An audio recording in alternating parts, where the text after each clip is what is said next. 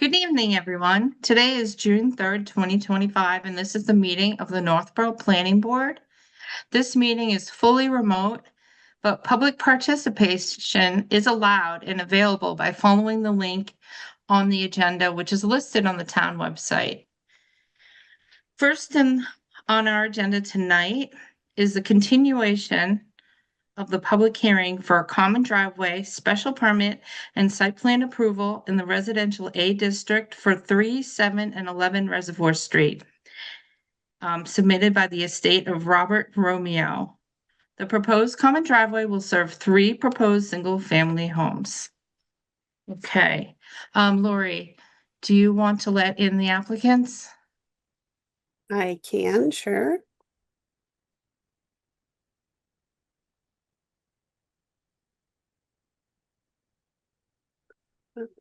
Hi, Laurie. I just unmuted.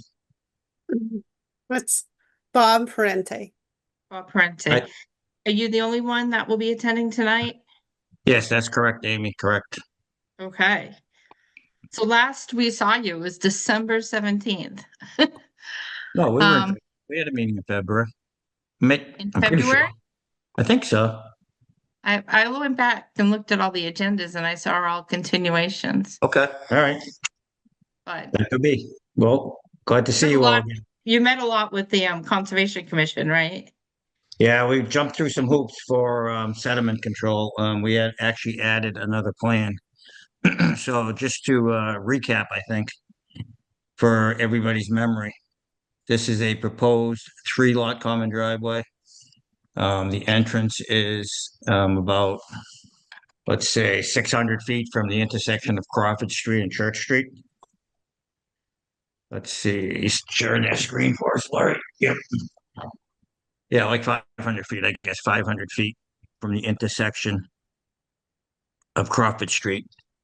The Church Street end of Crawford Street. So there is a good deal of wetlands on the property, but most of it is on the existing house lot, which is not included in this presentation. So the house lot was previously subdivided by land planning, I think 3 or 4 years ago.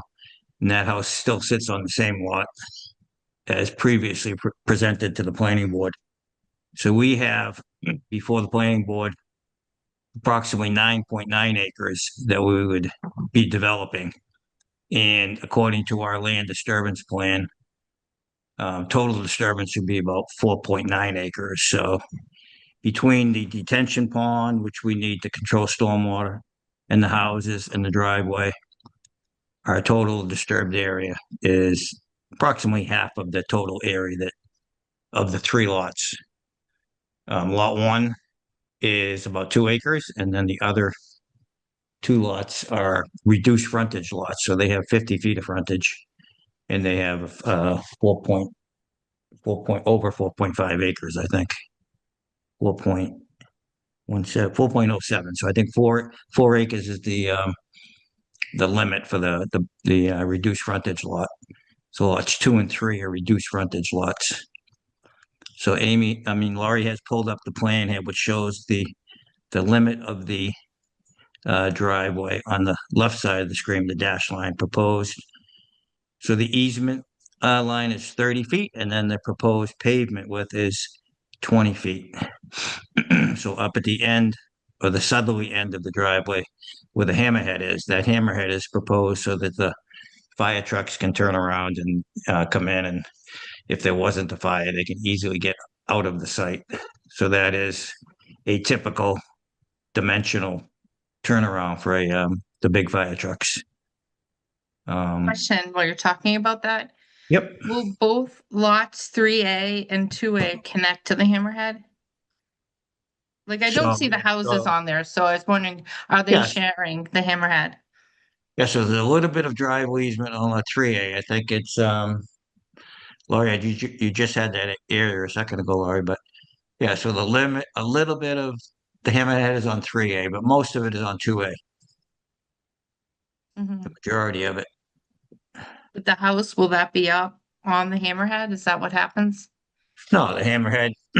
So the folks that buy the house for lot 3A, they basically will drive right through a portion of the hammerhead and get to their house. I see it now. Yeah. It was down, I didn't see it at first where the house was.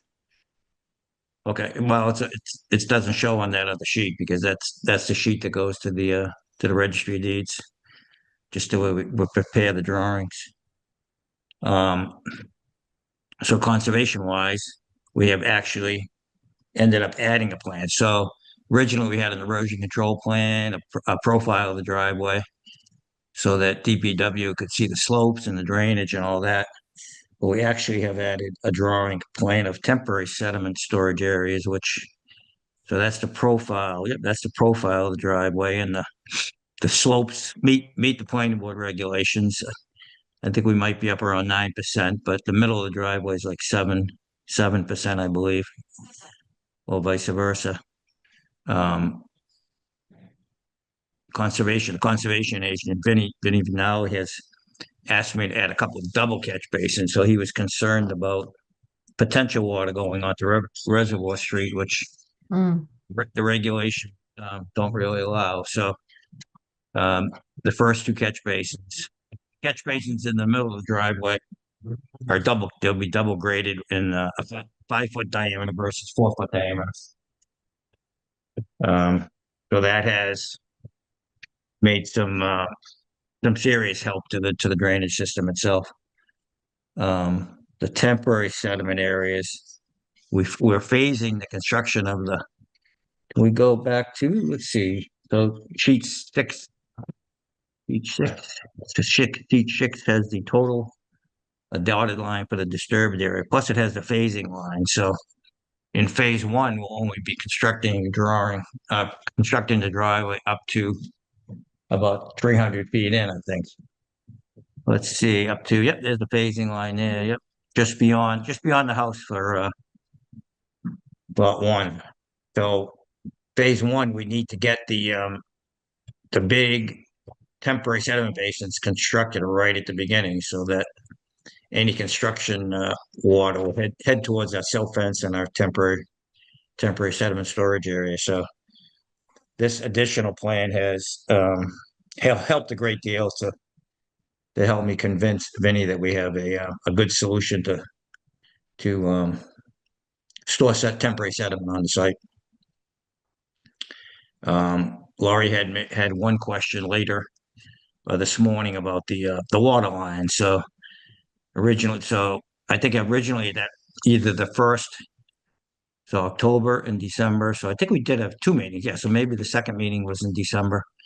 We talked a little bit about the water line because there is town water on Crawford Street, but to bring the water line under the culvert that carries the water, Cold Harbor Brook, under Reservoir Street, we would have to dig down like 10 or 11 feet because the box culvert is so big. So the fire chief, your regulations actually allow us to sprinkle the houses. So these houses, and I believe the draft condition adds a note that the houses will have to have sprinkler systems in them. How they call it, fire suppression or sprinklers, and that's going to be a condition of the approval. I just have a question for Lori while we're talking about this. Yep. I went through 1036-130, which is what we have to approve for the common driveways. And it does say if it's within 2,000 feet of the municipal water service, the applicant shall be responsible for extending the water service. So I did reach out today to Scott and Josh, and Scott said it was okay if they didn't connect, but I'm thinking that we might have to do a waiver for that too. This might be a fourth waiver because it says shall. So Bob, can you do me a favor and email me a waiver request from that requirement? Yes, we can do that. Yep. Okay, so So- then I we don't can have add that to the request. list of motions when you're ready to vote. Okay. And for the board, and you probably just heard me, but I read it today, so I did reach out to Scott and Josh because I wasn't sure if they were going to be here today, and I asked them about it, and they did review it and say it was okay. to waive that and allow sprinklers. And Josh, I think you're on the line too. Yeah, we took a look at it. As long as the fire department is okay with the sprinklers, I don't think it's necessary to extend that water main. I think the cost would be prohibitive for this project.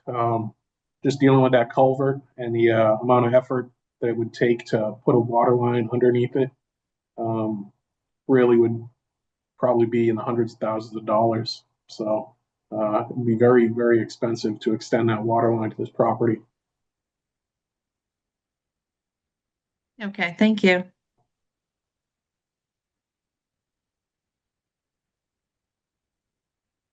Sorry for interrupting, Bob.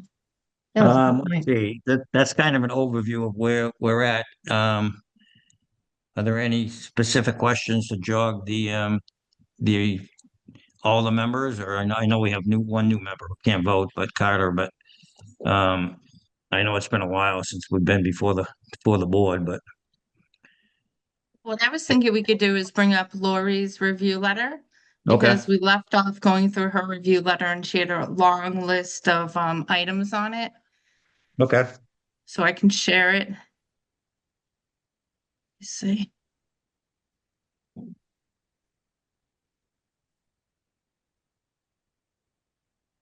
This is small, so I hope I'm opening the right one. No, that's wrong.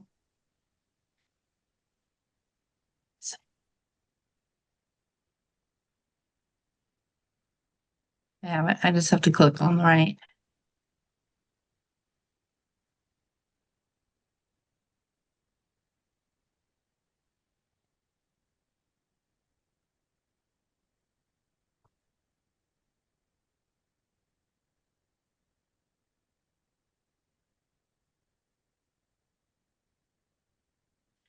There we go.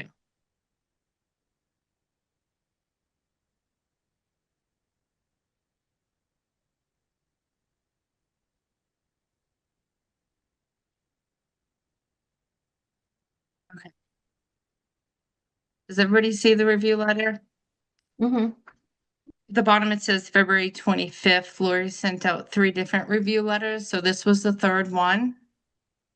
And we can go through them super fast, but many of them have been addressed.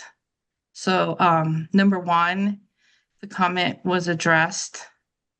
And it's on sheet 2. Let me pull mine up.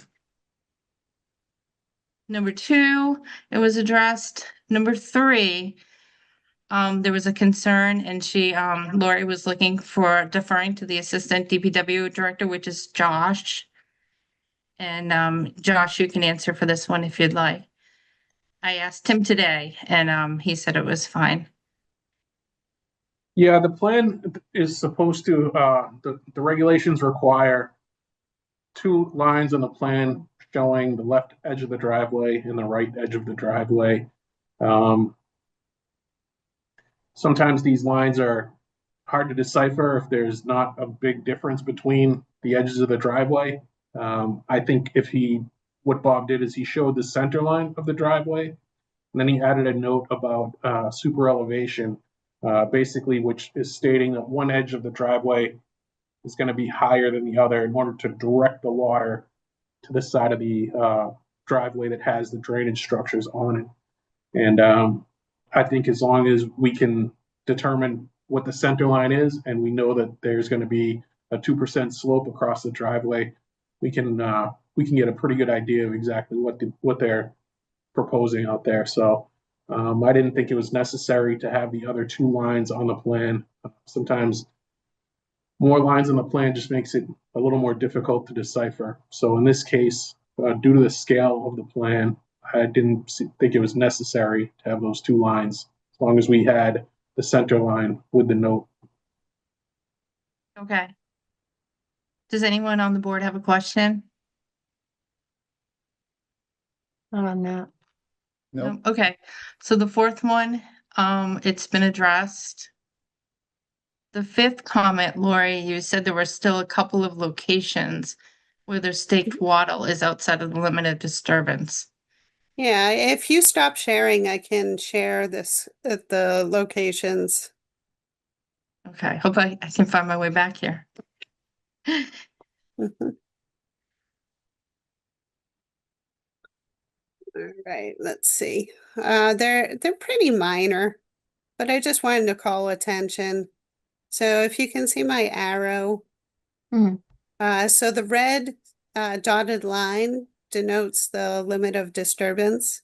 So he's showing that the hay bales extend beyond the limit of disturbance in that location, as well That's as, just, that's just so we catch the siltation. That doesn't mean we're disturbing that area. I think, I don't think they have to coincide, but I don't understand. So we're putting up siltation control and I'm showing you a graphic of the limit of disturbance so I can get an area. That's basically the purpose of that. It's not staked out yet. It will be staked out, but and here's the other location. I mean, it's pretty minor. There may not be any vegetation that would be disturbed, but of course, when you're staking, you could be disturbing vegetation. So generally, what engineers do is they extend the limit of disturbance to include the erosion control barrier. So I didn't include it as a condition of approval because I thought it was a minor issue. Um, However, I did just want to point it out in the letter.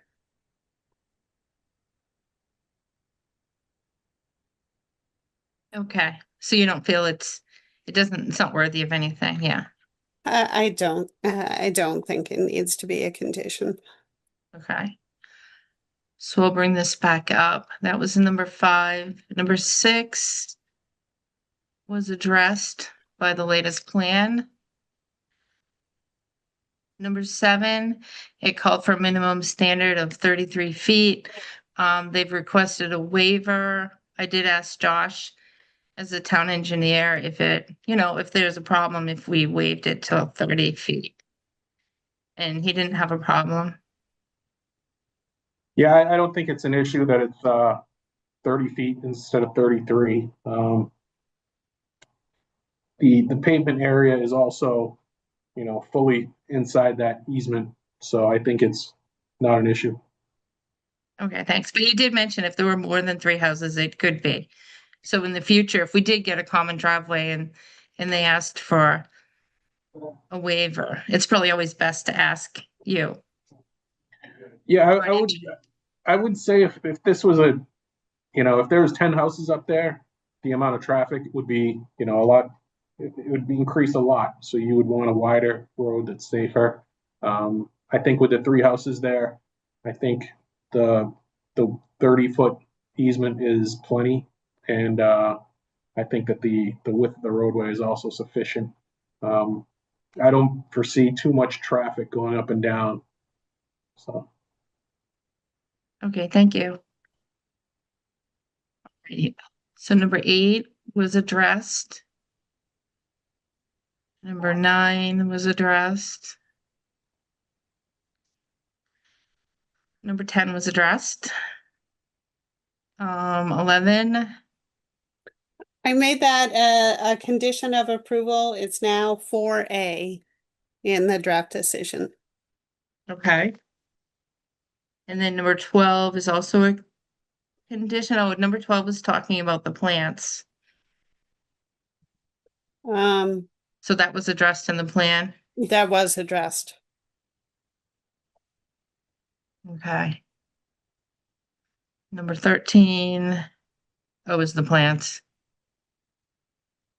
Yeah, he put a comment on the design plans. Number 13 is addressed. Okay. Actually, with 12, is that a condition? I think I looked for that one where the existing vegetation should be removed to the west. If I remember correctly, it was included as a comment. Bob, can you speak for that? I thought we added a note, but there's only a few of the tall grass that's in front of the Horgans property that I think we're discussing here. Um, I think we can, do you have it as a condition already, Laurie? I think we could leave it as a condition. That's fine. It's a very small amount of, um, vegetation. It's in the right of way, they planted it in front of their stone wall. So I don't want to be cutting down stuff in front of people's houses that we don't have to. So Mm, I think it's fair to look at it once the project starts. But it will be trimmed if it as a condition of the permit. I can add that. I'll look in the decision again to see if it's in there. I Okay. thought it was in there. If not, I'll add it as a condition. Okay, as long as, like you said, we're not cutting down anything in front of anyone else's house. Unless it is blocking the right of way. And that was one of the questions I had too, and I didn't notice it anywhere. It says we need 100-foot light of sign sight line. Is there 100 feet or 200 feet? When you come I out of the think it- driveway, line of I think sight?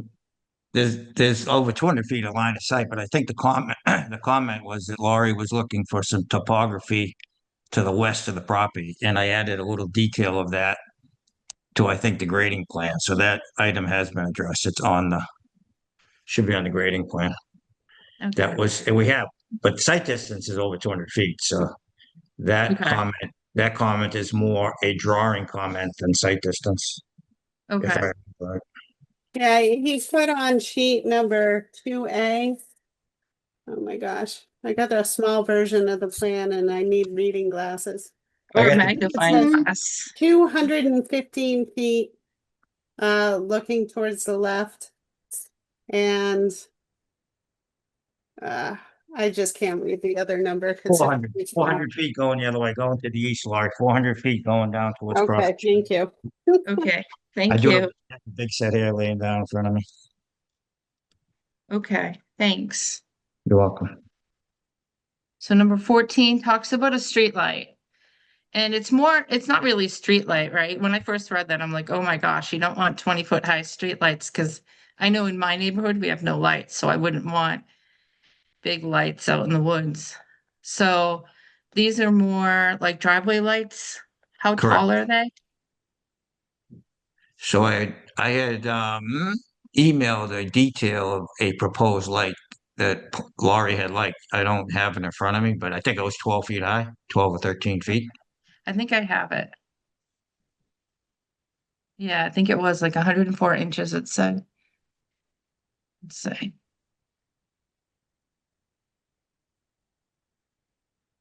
Let's see. Okay, I'm gonna share it. It's 102 inches. 8.5.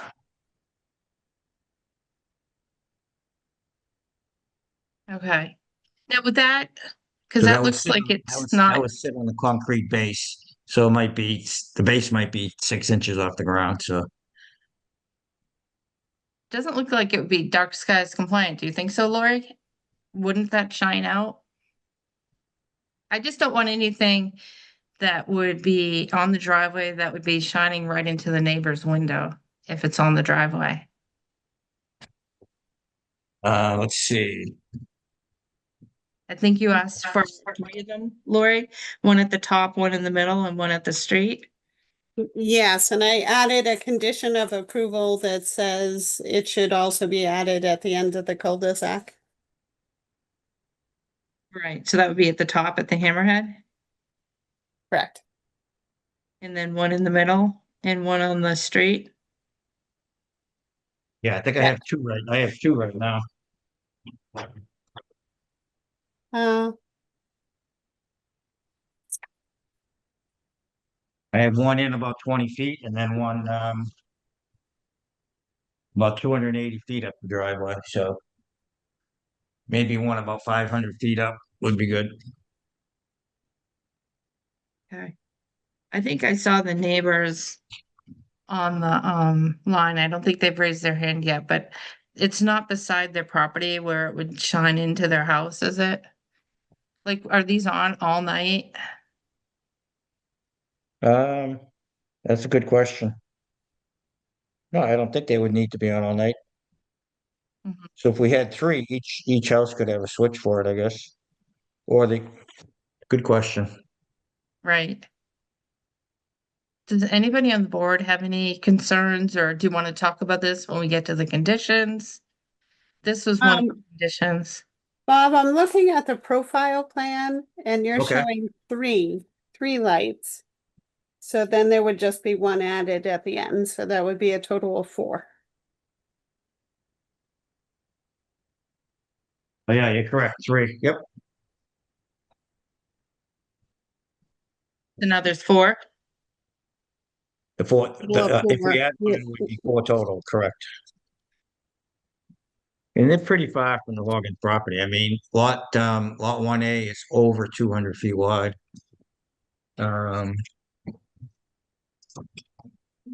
So the lights, Mhm. I just don't know what the other board members think. I know it's like my personal opinion, like my street has no lights, so I wouldn't want, but most houses do have a light at the end of their driveway. Mm-hmm. I don't know if this would be any more than that. It's 8 feet high, you said? yeah, it's pretty much a typical light for a house. Yeah. Yeah, I have the same thing outside my house, and it's about 8 feet high. Yeah, Mhm. as do we, and I'm wondering, what's the closest house across the street? I mean, is there gonna be something that's right across the street from this, or? There would be. There's one light at the intersection of the common driveway and Reservoir Street. Okay, Okay. We can talk about this again later, maybe when we call for public comments, maybe some of the abutters will share their thoughts. yeah. Okay, I'm gonna stop sharing this and I'll bring up the other.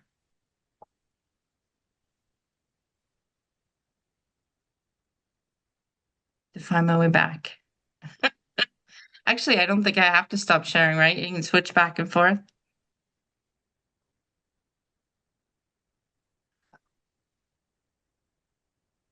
Well, I can make it easy on you and just tell you that the rest of my comments were addressed. Okay, let me just pull up for a sec.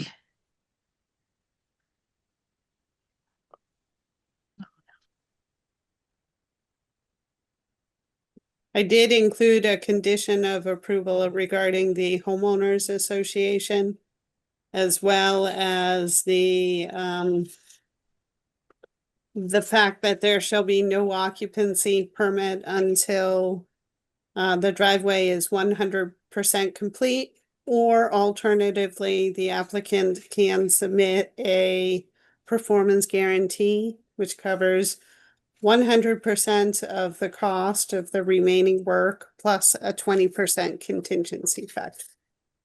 So, Lori, actually, on that note, is there a time frame for that? And what is there an actual definition of what is 100% complete? So that would mean that he has to submit an as-built plan, and all of the improvements that are shown on this plan must be completed in order to sign off on the as-built plan. Okay, because I'm just trying to make sure that we don't get in a situation that did happen earlier. I think you were on the board then, but I'm not sure. It might have been before your time, where there was a condition that the common driveway had to be completed before the last parcel. Yes, that is to address this issue. Okay, So I'm very much aware of that issue. So of course I wasn't working with the board at the time, right. but it's taken like 20 years to resolve the issue. Yeah, So I don't want that to happen again. So the idea of the performance guarantee is to ensure that it won't happen again. So ideally, what I would recommend is that the planning board require cash, because that is a huge incentive to complete the project, because that cash will just be sitting in an account that the town of Northborough manages for however long it takes for the work to be completed. So there is no, there would no, is there any reason that we would want to put a time frame on that and then revisit it if it's not met? Well, there is a condition of approval. Let me tell you which one I it just want to make is. sure there's no loopholes that we can have Yeah, come back. It says, let's see, I think it was 2 years, but to revisit, but number 19 of Mhm. the draft conditions says that it must be fully constructed within 4 years. 4 years. Okay. Okay. So it's only 3 houses. So I thought that 4 years was more than generous. And originally it was 3 on number 20 here, but you just 4 just in case, is that? You know, this project's been going on for so long, so it's hard for me to remember. I suspect that Bob may have asked for 4 years, but I can't say for sure. Bob, did you ask me for 4 years? Is that why I changed it? I don't remember discussing it, actually. I mean, 2 years 2 years to start something is reasonable because let's say the applicant had to put it on the market, let's say, so 4 years to finish,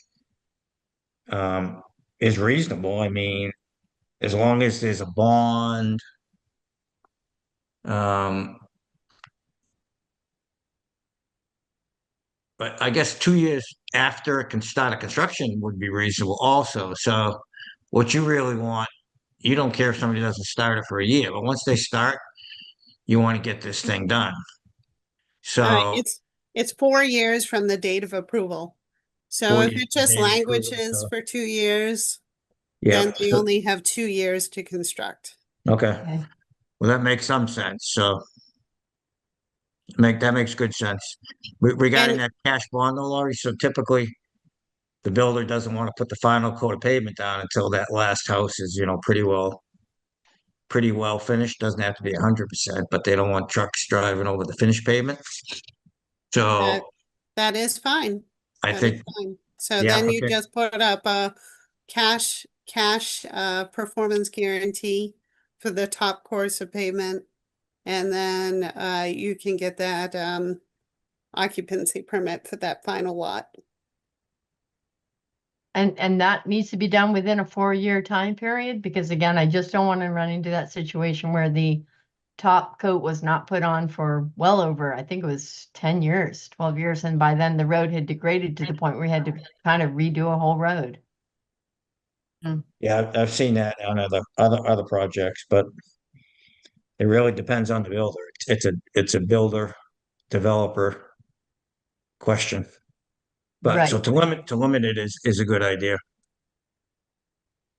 And 4 years is perfectly reasonable. Okay. And Okay, so Laura, you're that's- confident that that situation would be avoided with this language? I am. Okay. So that's condition for Uh, number 20. You know, I will tell you, I personally do not like insurance bonds, surety bonds. I don't think that we have a lot of power to pull those bonds and complete a project. So when the time comes, I will strongly, strongly recommend either a tripartite agreement or a cash bond. Okay. In fact, if you want to modify this language to specify either a cash bond or a tripartite agreement, I'd be happy to do that. I think so, because Yeah. 6 months from now, we won't remember this discussion. Okay, let You me might, I might not. let me add that. Yeah, thank you. So number 19, you said there's already a condition in there? There is, and then the surety requirement is number 5. Okay, Okay. great. And then number 21. You said that's a condition also. It's already addressed, but you have it a condition on the new approval. Yes, I put that as 2E. Okay. It makes it quicker if we just check it off as we go down, so we know that we included it all. Mm-hmm. So that is all of Lori's letter. I'll stop sharing. Does anybody have any additional questions with that? We also had letters, well, I'll let you speak too, but we also have letters from Vinny and Josh. So I worked directly with Vinny Mm-hmm. on the conditions of approval. So he had suggested some conditions in his letter. And then I incorporated his conditions into my existing language. And then I gave him a copy of the draft decision so that he could look to see how I incorporated them. And he was fine with the way that I incorporated them. Okay. The only question I had about that is he dated his memo June 5th by mistake. So Yeah. if we make a decision on June 3rd and his memo says June 5th, Now like, can we that's his change it? typo. I mean, I can ask him to change his letter. If you prefer it to say like June 3rd. But if Yeah. you've already I incorporated put it, the date that the letter actually stated. So the date would be what would be under the exhibits or the letters. Yeah, So if he updated it and resent it with the correct date, then it should be all set. that's fine. If it's the I'll same ask exact him memo. to change that. I just didn't know if that would be frowned upon.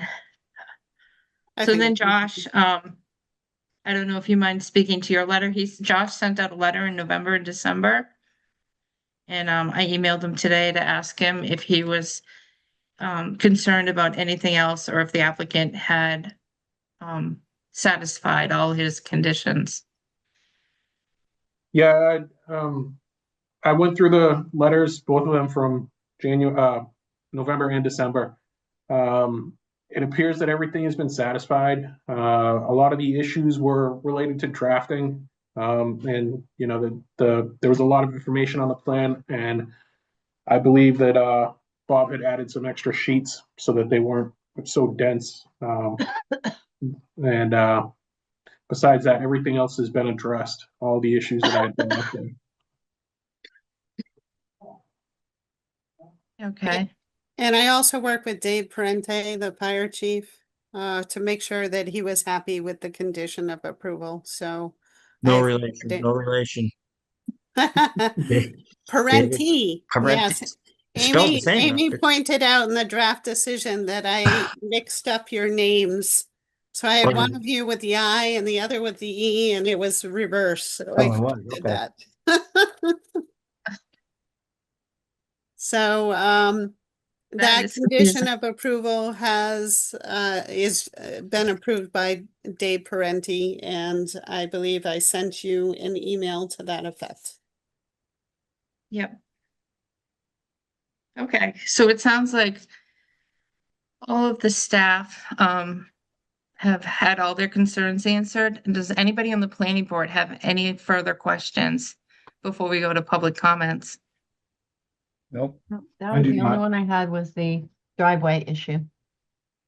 Okay. All right, I see one person raising their hand. Does anyone mind bringing him in? Or do I just click on it? That's Bob Parente. Oh, somebody Oh. else.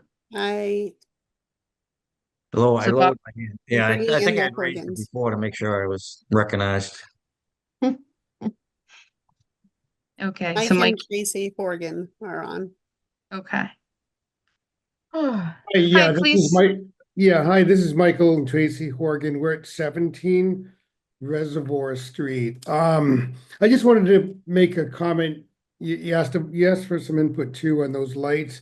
I'm not sure what driveway lights, that document was referring to. I know that the image there's an image at the top of a of the street of the light, and Mhm. that does not look dark sky compliant. I don't know what the criteria for dark sky compliant is, but I think we would prefer if there was a street or a driveway light that focus the light down toward the driveway more instead of out into the woods. I know from our house, at 17 Reservoir Street, right next door to the project area, in the winter time, when there's a couple of houses on Crawford Street, when they put on their front lights, we can actually see those lights, you know, put on their lights next to the door. So when the leaves are off the trees, it does, you can see through those woods pretty clearly. So if there were a light that were available that would focus the light maybe down toward the driveway, which is where you want the light anyways, that's something that we would like to see if that is, you know, I don't know what the rules and regulations are, but I think that's something that we would prefer over that light there, that looks like it just sort of is a chandelier that brights up the whole area, you know, that's all. Yeah, thank you. I agree as a planning board member. Do you? Dark sky compliant would shine it down versus I think, allowing like, it. there's a common driveway on Church Street where they have on the street, it's a light and it's very focused, you know, facing right down. And that would probably be more appropriate, at least for where the street is. So maybe we can change the condition to say, you know, a driveway light that is dark sky compliant, 8 feet high. Approximately 8 feet high. I think that's already in there. That's 4B, I think. Okay. Dark sky compliant. That's the first time I heard it. I had just sent this over to the planning board as a idea, I guess, but yeah, there's nothing set in stone with this light, so I'd be happy to take a ride down Church Street and see what they're using down there. Yeah. And get a similar one if that would make everybody. Yeah, I will say that the website you have listed here, they actually do filter by dark sky compliant as well. So you can check that box and then see what the options are. Oh, okay. Perfect. I see the condition 5. I'm just wondering if we can add a height to it because it says install and energize LED dark sky compliant area lights. And I think we should set aside size because I know like Bartlett Street, when they did the dark sky compliant lights, they're 20 feet high. But since this is a driveway, I'm sure they wouldn't do 20 feet high, but it's better to be safe than sorry. I would say no more than 10 if you were all agreeable to it. I mean, Yeah, I mean, seems reasonable. especially if we're gonna, you know, shine it down or more down than this one here. Mm-hmm. Right. Great. Lori, do you mind updating it? The Nope, no condition to add problem. a height, no more than 10? Yep. Okay. Let's stop sharing. And see if there's any more. There are no more hands raised. Okay. Seeing there are no more hands raised, we can go through the conditions of the decision, or we can go through, actually, I'll start by going through the common driveway criteria, just to make sure we meet them all. Mhm. And I'm not going to close the hearing because if we want to have any discussion with Mr. Parenti, we can't if we close the hearing. Right. So the common driveway, I don't have that pulled up on my screen, but it's 1036-130. And this is more than 2 lots. So the minimum paved width needs to be 33 feet, which he's asking for a waiver, and the town engineer said that's fine. I think that's the right of way with Amy, not the pavement with. Okay, Right right away. away. And the pavement has to be 22 and it's 20. Correct. So you Correct. asked for waivers on both of those, and I just want to get your opinion. Do the board members have a problem with those waivers? Staff No, did not. as long as Josh says that they're okay, I'm fine with that. And the Okay. fire department. The second criteria is maximum grade 10% and they're 9%. And within 50 feet of the street line, 6%, and they're just under that too, with 5.65%, I think. Or 5.95. 5.9. Yep.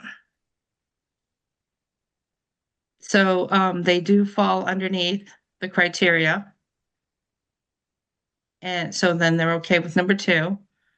Number 3, curb cut not nearer than 65 feet from the center line intersection of the right of way. And I'm assuming you made that. I don't know the answer to that one. Mm, What? yeah. Read that again, Amy? I wasn't. Curb cut, not nearer than 65 feet from the center line intersections of any right of way. Yeah, our closest right away is Crawford Street. It's like 500 feet away. Mhm. Okay, I think it, you don't want a driveway right at an intersection. right. Number 4, minimum center line radius 60 feet, and you stated that you're at 80 feet. Correct. Okay, number 5, site distance, I already went through. It says minimum of 200 feet, and you said it was, both of them were over 200 feet. Correct. Common driveway easement shall be located a minimum of 15 feet from the abutting property lines. We discussed that at a previous meeting, and I think you said they're about 20 feet away. Correct. The edge of the easement, correct. Okay, and then number 7, house numbering. This has to do with probably the sign, right? The Mhm. common driveway sign. House So- number, He's gonna Yeah. have the house numbers redone.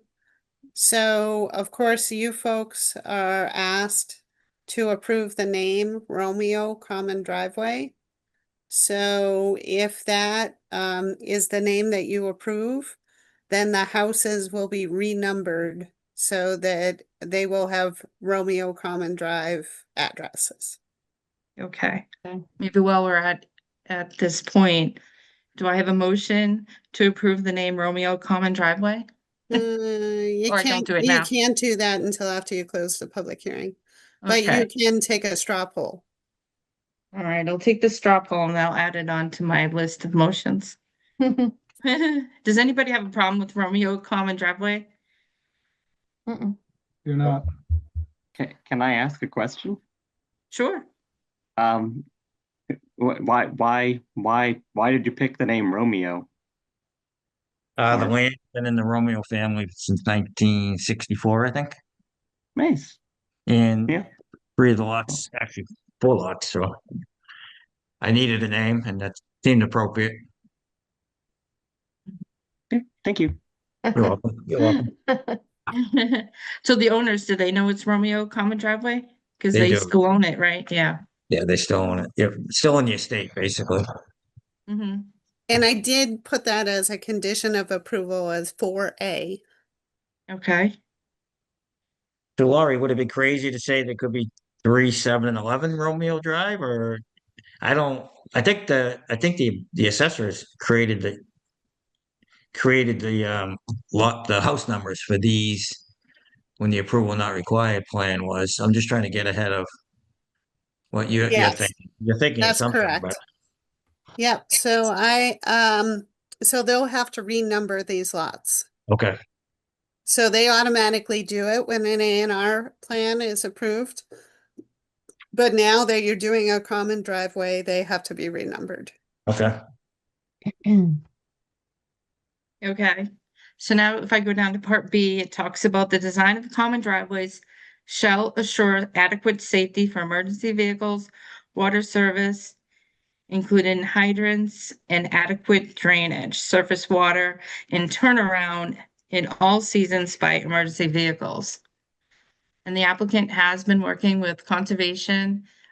Did you close it out with conservation already? No, our meeting is next, the 9th, I think, next week. Okay. But So you think what we it's, tried to do is to get it to a point with conservation where I could come back and re-show this to the planning board. I didn't want to be not ready to get approved by the conservation, so I think we're at that point with conservation. And I think Okay. Laurie has put a condition in there that we still need the land disturbance permit, so that's in there, Lori? Yep, That's- that that's in one of the is things. condition number 1. Okay. So So the I just next- put it in the general you know, they have to comply with all regulations. Mm, Okay.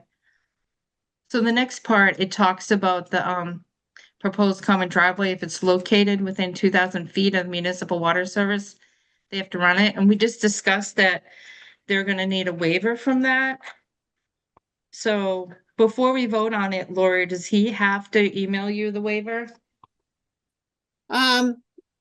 Well, I think that we can believe that he will email it to me tonight. Mm-hmm. I could go to So my sh- other computer maybe and email it, but that's up to you guys. No, you can do it, it I only can do it takes, right after the meeting. I can do it right after the meeting.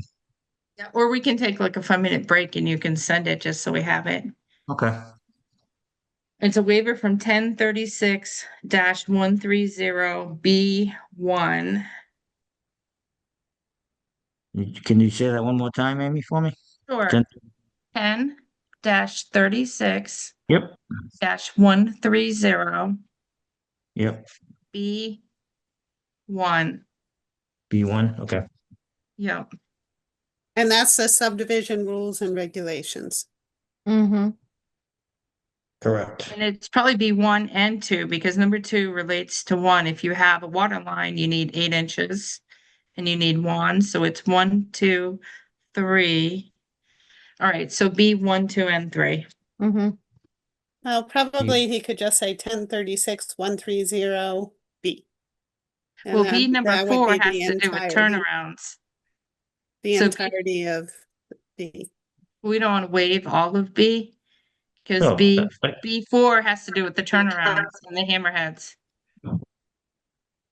Okay, the 1036, 130, B1, 2, and 3. Yep. Okay. In number 4, it says for safety purposes, turnarounds at the end of each common driveway. And we already discussed that with the We have hammerhead. that. Yes, we have that covered, correct. Yeah, and number 5 talks about the common driveway is exceeding 500 feet in length. Additional measures for public safety may be required. So, I mean, I'm pretty sure that's when Laurie asked for the light, or based on my memory. Why yeah, don't we put some? that's a light. And also if there's a water main, sometimes they have you add a hydrant or things like that. But since there's no water main, I guess you don't need a hydrant. Okay, so we move on to C, a declaration of covenants, easements, and restrictions and maintenance of said common driveways may be required by the board and shall include arrangements satisfactory to the board concerning roadway maintenance, snow plowing, and rubbish collection. So I saw online there is a covenant up on the up on the page, the website. Do we have to do anything with that, Lori? so I did forward that to town council, but he didn't have enough time to respond with comments, so I put in a condition that says, that, let's see. It's number 3, having to do with the approval of the homeowners association documents and the declaration of covenants, easements, and restrictions. So then that's where I added Vinnie's comments that these documents shall be revised to reference the stormwater management and land disturbance permit instead of the order of conditions. Okay, is that something they come back to us with the homeowners, or how does that work? Since it's after tonight? Well, you have a draft that was sent to you last week. Mhm.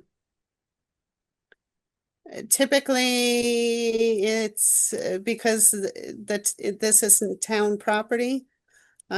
Typically, we don't really get involved in how it's made up, just to, other than to make sure that all of the bases are covered.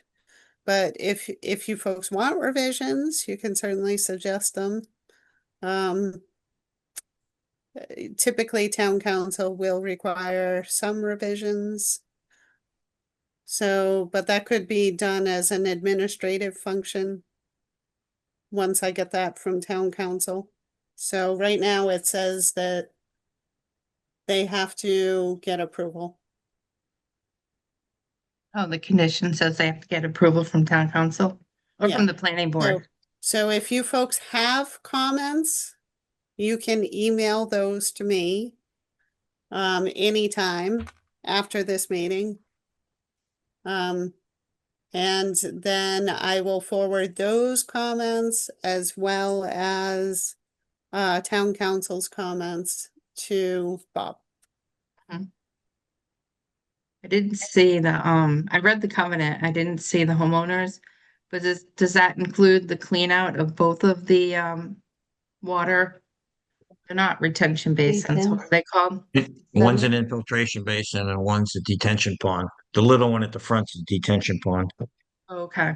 Yeah, maintenance will be included in all of the verbiage that we're working with conservation. Maintenance of those areas. Inspection and maintenance, actually. So Okay. both of Mhm. those documents, it's the fourth to the bottom on the webpage and the third to the bottom on the webpage. When you look at Reservoir Street, Common Drive, the 3711 Reservoir Street, scroll down to the bottom, fourth to the bottom and third to the bottom. Is it long if I open it, the homeowners association? you can open It's it if you it's a want. few pages. Couple pages. Did anyone have time to read it? Do they have any comments? I didn't see anything out of the ordinary in it. Okay, did it include roadway maintenance, snow plowing and rubbish? I think rubbish, Laura, you said will be at the bottom of the common driveway, probably right on Reservoir Street. Yeah, the trash vendor does not typically drive up common driveways. Right. Mhm. Laurie, one quick question on number 3 there. Stormwater management and land disturbance permit. So are they number 2025? So would our permit probably be 2025 dash something? Not, we're in Oh, 2025, not you know, 24. We don't have that Well, number. I think that's Right. Vinnie's number. And typically the date, Yeah. the number is assigned based on when you filed. So if you filed in 2024, Oh, okay. then that's why it's that date. Oh, so that might be our number. That might be, that's not just a boilerplate number that gets stuck in there, right? No, that's the number that Vinnie gave me. Okay, So all that's right, the number of your stormwater management and land disturbance permit, which Okay. has not yet been issued. correct. Okay, does anybody else have any other concerns with the C, covenants, easements and restrictions? Mm-mm. Okay, so for D, all common driveways, the rate of post-development runoff shall not exceed the rate of pre-development runoff. The drainage system must be approved by the town engineer and the planning board. Did that all go through Concom? It has, yes. Because we haven't DPW seen and- that. DPW and Concom, correct. Okay, so Josh, you can verify that the rate of post-development runoff is not exceeding the rate of pre-development runoff? Yeah, I can verify that. That was in the documentation provided earlier. Okay, And is that something that gets tested once everything's complete? Uh, So Well, we model typical storms that are given to us by the Soil Conservation Service. You can't really monitor, hopefully, everything. I didn't think so. Yeah. Huh? Yeah, we it's do not, it's not, require, under condition 17, so we do require an as-built plan. And then we also require a certification from the design professional engineer stating that the drainage system was built substantially in accordance with the design and will perform as designed. okay. That's good. So for Assuming E, every- it talks to, Yeah. if we get a Assuming 100-year that everything storm- is done as built and as planned. Yeah. Correct. Got it. Okay. and then for E, not more than one certificate of occupancy shall be issued until the planning board certifies in writing that the common driveway has been completed. And you already spoke to this, Lori? I did. So that is the condition, where we talked about the performance guarantee. So that's Mhm. number 5. All right, and then the last one, F, all common driveways shall exit onto the frontage street, which it does. Mm-hmm. Okay, so that is all the criteria for the 1036-130 common driveways. Should I can go down the criteria now before we close it and make motions. I can go down the criteria for the special permit. It's on page 716. Well, I'm on the 2023 book. Mm-hmm. I think that's the So- most recent one we have, right? Yeah. So I'll ask everybody what they, so we can go through this, Lori, right? And then we take our vote saying that we have satisfied these two, right? So we're just discussing it now. Sure. I just want to make sure I'm going through the right. Just make sure you don't vote on it until you close the public hearing. Right. But do we all, this is like a straw poll vote, like where we say yes, right? Or should we close it and then go through this criteria? I think you can close the public hearing and then go through the criteria, as long as everybody's satisfied with the conditions of approval. And if you want to add a condition, it's always good to do that in the public hearing. Should we pull up the conditions? You said, I think you have them open on your computer, but I might have them open on mine too, Yeah, let me see. just to make sure. There's a lot here, a lot of paperwork. Okay, you see that? Yes.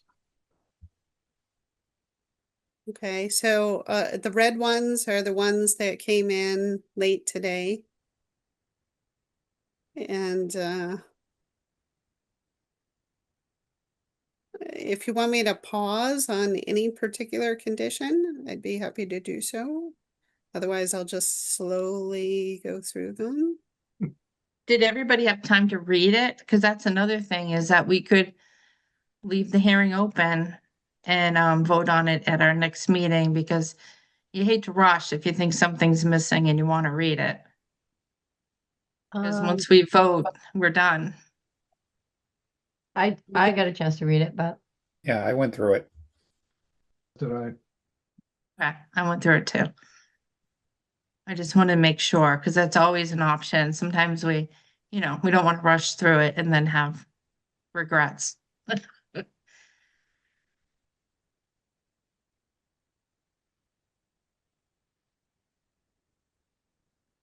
Oh, Lori, and you were gonna update. Should we do it right now, or it's not updatable? You were gonna update on the lights. Yeah, I'll do that on my own. I just wanna, this is a PDF version. Mm-hmm. I was having trouble getting into the Word version, so I will do that on my own tomorrow and email that out. So we'll have to use that part of the motion. Is that the only update we need to do? So I have a few updates noted. So under letter, well, there is the possibility, if it's not on the plan, to add a condition about the need to clear vegetation along the road right of way to improve sight distance. Under 4B, my notes state, so here's 4B, that I'm to specify that the light shall be no more than 10 feet in height. Number 5, I'm going to eliminate the language that says, in accordance with the subdivision rules and regulations, section 102802, I'm going to specify that it should be a cash or tripartite agreement performance guarantee, mm-hmm. and that's it. So Amy, to answer your question earlier, you had asked about what time the lights would be on. It's right there in 4B, dusk to dawn sensor. Hmm. Right, so that means they'll be on from dusk to dawn. Yep. And then under the waivers, I'm going to add the waiver pertaining to subdivision rules and regulations, section 10-36-130, subsection B 1 through 3. Mm-hmm. So that has to do with a waiver of the water main extension. Yep. And then we might have to add a couple emails, like after 17. I think I Yep. had an email exchange with Josh. So Yep. there was, yeah. So I'll add those tomorrow. All right. I'm just writing it down because when we make the motion. Yeah. Do we want to take a second and have him send us the waiver so we have that? We could take a little 5-minute break. Yes, I'm typing it right now, Amy, so 5 minutes would probably be perfect. I'm not that great a typist. Okay. I will And send it we, over to Laurie. I'll send it over to come back- Laurie in a few we'll come minutes. back at Thank like you. 7:16. Okay. All right. See you in a bit. Yep.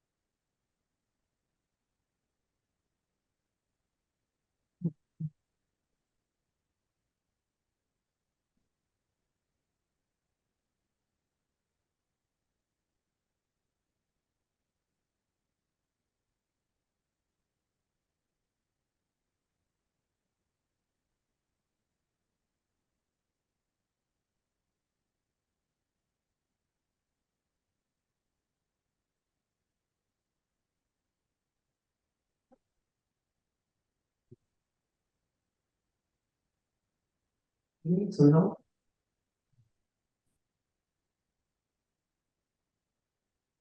Okay,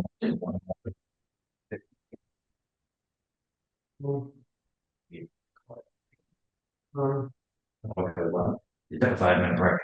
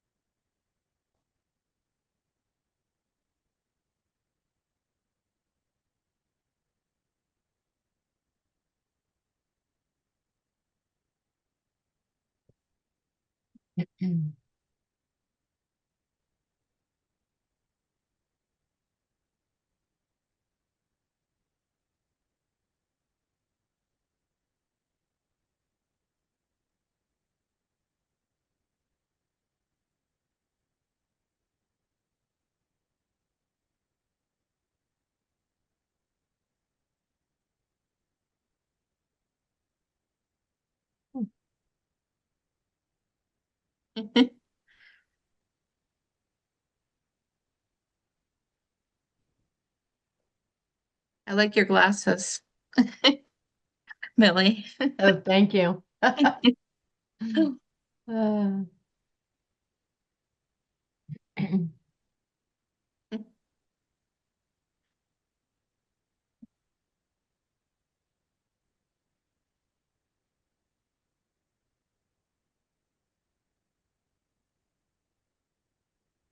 I saw the memo come in, Lori.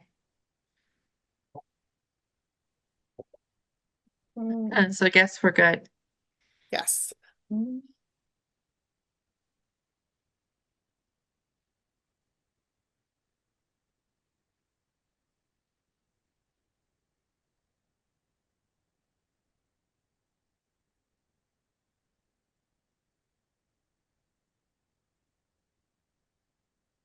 Maybe everyone decided to take 10.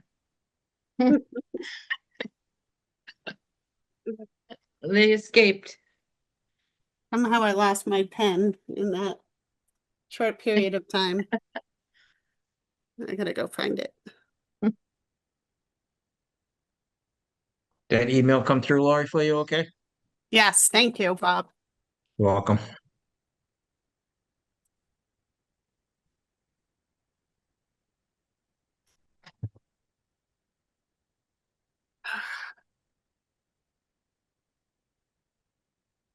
Okay, is everybody back? Think I'm so. back. Okay, I still see the Horgans on as part of the meeting.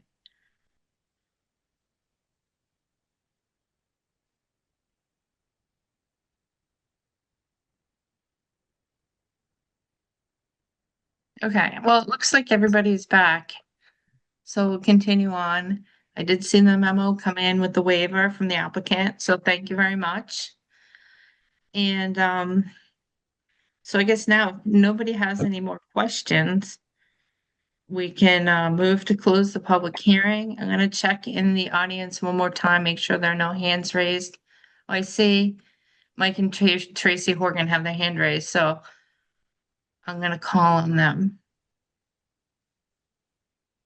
I don't know, it says report. How do I bring them They're forward? already here. All they have to do is Okay. unmute.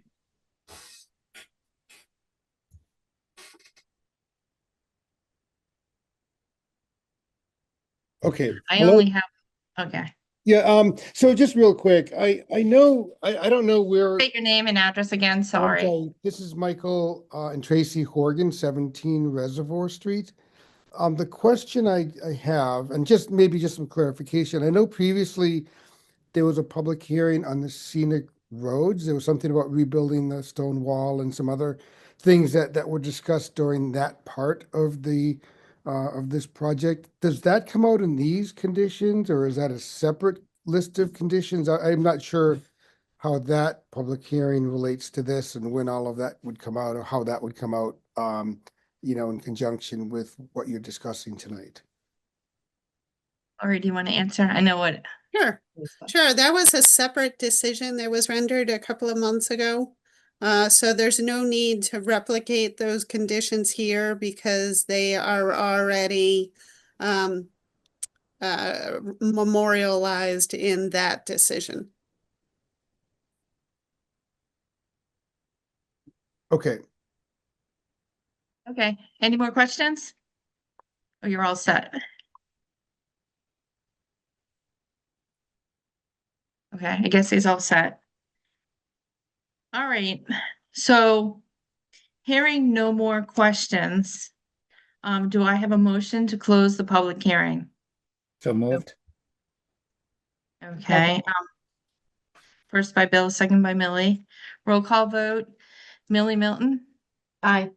Bill Pierce, Aye. Anthony Zaitin, Aye. and do I call him Carter even though he can't vote? He can close the hearing, right? Or he can't partake at all?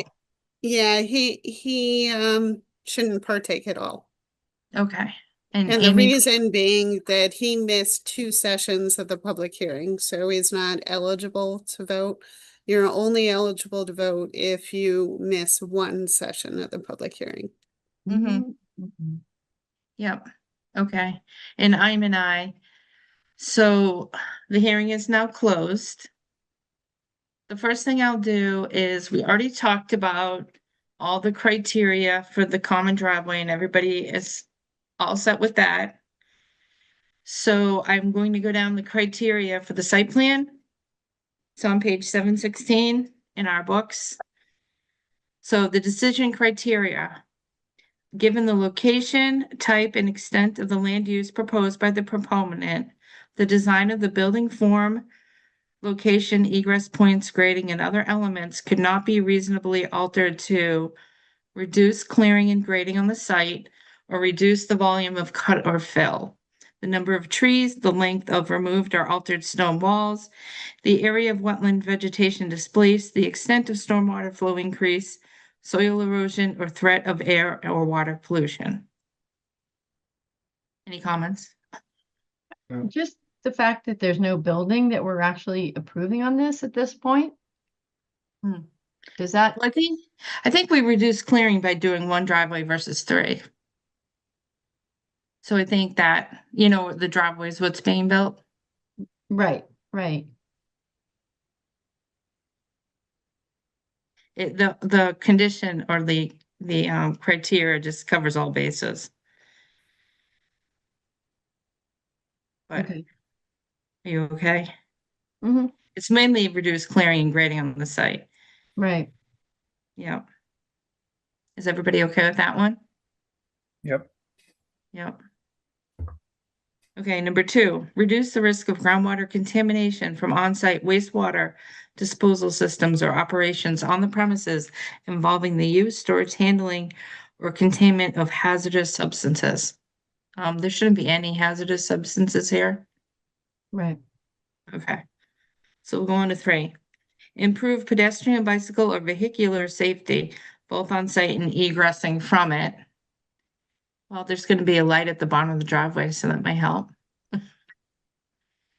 And there's only 1 driveway versus 3. Mm-hmm. Does anyone have an issue with that one? No. Okay. Improve access to each structure for fire and other emergency service equipment. The fire chief didn't have a problem with the way it was laid out. He mentioned the hammerhead satisfied the criteria. Okay, so everybody's all set with that. Yeah. Reduce visual intrusion by controlling the visibility of parking, storage, or other outdoor services viewed from public ways or premises residentially used or zoned. I'm all set. Everybody? Yeah. Okay, achieve greater consistency and compatibility with the surrounding area as to building design, scale, or site design. Like Mhm, Millie said, okay. we don't even know what the houses are gonna look like. Yeah. But as a planning board, we don't have control over that anyways. Okay, achieve greater consistency and compatibility with the surrounding area as to building design, scale, or site design. We already Um, did that. Yeah, it's homes in a residential area, so it should be consistent. Reduce glare from headlights, reduce light trespass, and light overspill into the night sky. There's a condition of a dark sky lights. So that should satisfy that. Mm-hmm. Avoid the removal or disruption of historic, traditional, or significant structures or architectural elements. I mean, the scenic road, they're replacing the wall, so Yeah. I think that's the only thing there. Reduce obstruction of scenic views from publicly accessible locations. I don't think there's a public accessible location there. All right. So does anybody have questions, concerns about the criteria 1 through 9? Do not. No. We do not. Okay, hearing none. All right, I'm trying to think of how to do this. I probably shouldn't take a vote on that yet. We went through all of it. So should I take a motion next, Lori, on the waivers first? Yes, you should go through those one by one. Okay, So remember, you have the extra one, yeah, which I wrote out if you want me to say it at the appropriate time. it's up to you. I have it right here, Okay, but if you wanna. So be motion to, do I hear a motion to waive planning board rules and regulations? Section 10-36. subdivision rules and regs. Oh, So different subdivision document. rules and regs. Yep. So moved. Well, I gotta finish reading it. Oh, I thought you did. Section 10-36-130B 1 through 3. Do I have to read out the whole thing, the requirement? I would just say requirement to extend water service for fire protection purposes to the site. As Lori stated. So moved. Second, Okay, roll call vote, Millie Milton? Milton? Yes. Did you say yes? Yes. Okay. Anthony Zaitin, Aye. Bill Pierce, aye. and I'm an aye, so that waiver passed. Do I hear a motion to waive subdivision rules and regulations, section 10-36-130A, the requirement that common driveways serving 3 or more homes have a paved surface 22 feet wide. This common driveway shall have a paved surface of 20 feet wide. Do I So hear a moved. motion? Okay, I heard Bill, Second. Second. second by Anthony. Roll call vote, Millie Milton, Yes. Bill Pierce, Aye. Anthony Zaitin, Aye. and I'm an aye. Mhm. Okay, do I hear a motion to waive subdivision rules and regulations? Section 10-36-130A, requirement that a common driveway serving 3 or more homes have a right-of-way width of at least 33 feet. This common driveway shall have a right-of-way width of 30 feet. So moved. Second, Second by Bill. Okay, roll call vote, Millie Milton, Yes. Anthony Zaitin, Aye. Bill Pierce, aye. and I'm an aye. And do I hear a motion to waive planning board rules and regulations, section 6.2E, the requirement that common driveways servicing 3 or more lots provide a driveway profile that shows an existing right side in a short dashed line and the existing left side in a long dashed line. Only the existing ground on the center line will be shown. So So moved. moved. I'll give that to Anthony. Do you have a Second. second? A second by Bill. Roll call vote, Millie Milton, Yes. Bill Pierce, Aye. Anthony Zaitin, Aye. and I'm an aye. Okay. So the next is the condition for the special permit for the common driveway and the site plan approval. And we already went through all the conditions. Do I have to go through those though, or just all one motion, Lori, that you have here? I just do one motion. Okay, because we I already, would reference the findings of fact 1 through 10 and conditions 1 through 22. okay. I was gonna say, do we need a finding of fact that states the DPW was okay with waiving the 1036, 130, 1 through 3? Or it's all part of, You already waived it. right, we waived it, but I was just saying for the decision, do we add that to a finding of fact? Because we did get notification that was okay to waive it. I mean, it is a fact that they said it was okay. That should be, we could add it in, I think. Does anyone care if we add that? Then it doesn't fall on us if someone says, why did they don't, why, how come they didn't have to run the water, you know? We actually got approval. Mm-hmm. Okay, so it'd be finding of fact. I already have 1 through 10. That makes it 10. Would that make it 11, Lori? Yes. Okay. I must have the old decision printed. And the conditions are still 1 through 22? And when I make the motion, should I say amended to update the condition to clear the vegetation, the ones you listed before? I don't think you need to amend it. Just reference the total number of the findings of fact and the conditions. So I made the note to add those. So why don't I just, regardless of whether it says it on the plan about the clearing of vegetation to improve sight distance, I will add it as a condition too. So it'll be potentially in 2 places. So it'll Well, if be it's- conditions 1 through 23 and findings of fact 1 through 11. Okay, or I was gonna say, you could still do 1 through 22 and you can add that condition along with the one where they have to add the trees to the retention. Can it be just added to that part? Or I'd does it probably make do it sense? as a separate one. Okay. Do you want to look through it quick and see if it's there? I didn't find that one about clearing. Just so we don't Honestly, say 1, 2, I have 23. an 11 by 17 version. Oh. And unfortunately, I can't read the type because I need glasses. So I'm gonna have to look at the full scale version tomorrow. Okay, I did not see it there.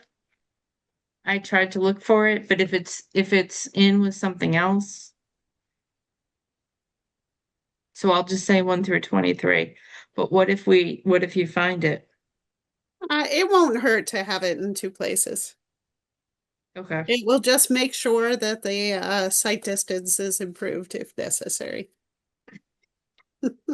Doubly sure. right? Mm, Okay, I don't think it's there.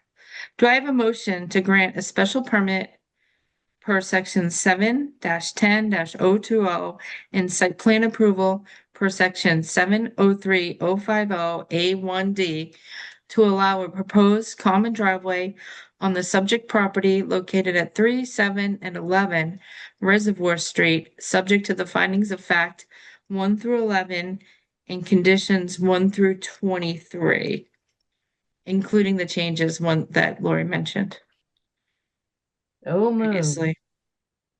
And that was Millie? Okay, Millie and Bill seconded. Roll call vote, Millie Milton, Yes. Anthony Zaitin, Aye.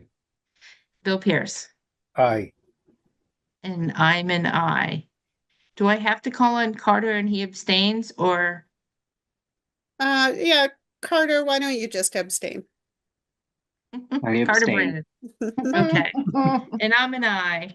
So the application has that passed. Congratulations. Right. Well, thank you for your patience. Thank you for your patience with this. The stormwater has been challenging, so we worked Yeah. our way through it. Thank you Thank you, Laurie. Thank you all. for working it. Yeah. Okay. So next on the agenda is to discuss the modification of the landscape plan for 87 Hudson Street. Lori, did you have that out?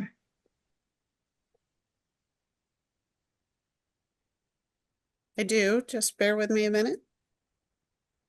While you're bringing it up, I had a quick question for you. Do we have to amend the special permit if they're gonna make changes to the landscape plan?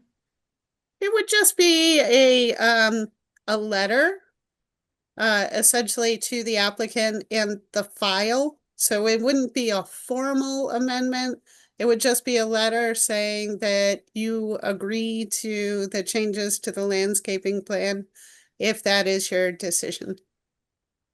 The only reason I'd be concerned with that is, like Bob says, in the future, like 20 years from now, Mhm. people have to match the original site plan. So if there's a letter in there just thrown in the files, is anybody going to notice that letter? Or they'll pull out the site plan and say, your property doesn't meet the original site plan.